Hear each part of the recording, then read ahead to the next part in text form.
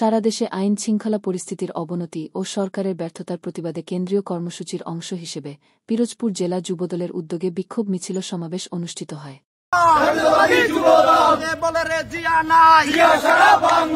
এতে স্থানীয় নেতাকর্মীরা বর্তমান পরিস্থিতি নিয়ে তীব্র ক্ষোভ প্রকাশ করেন।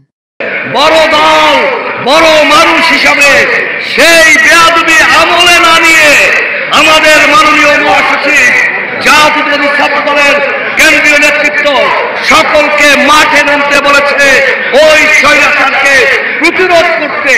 গোপালগঞ্জে যে সমস্ত স্বৈরাচার করে, এটাই জিয়ার রাজনীতি, এটাই আমাদের সংস্কৃতি। আজকে দাঁড়িয়েছি যারা শহীদ জিয়ার ছবিকে অবমাননা করেছে তাদের বিরুদ্ধে।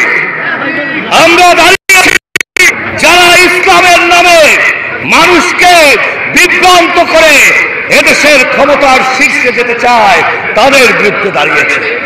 আমরা দাঁড়িয়েছি 1971-এর স্বাধীনতা যুদ্ধে 30 লক্ষ শহীদ, 2 লক্ষ ভবন, 1 কোটি মানুষের শরণার্থী, সেই চেতনা যেন গুলিমকৃত না কেউ করতে পারে তার জন্য দাঁড়িয়েছি।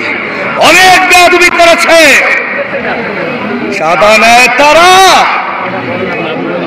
নানা নামে নানা কায়দায় মানুষকে বিভ্রান্ত করে। এই জন্যই আমরা দাঁড়িয়েছি।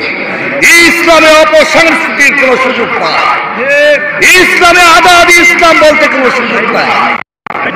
বেহেশতে যাব আমি, কামাই করব আমি, আমার সন্তান, আমার পরিবার। কোন রাজনৈতিক দল মিথ্যা ভাওতা দিয়ে বাংলাদেশের মানুষকে বিভ্রান্ত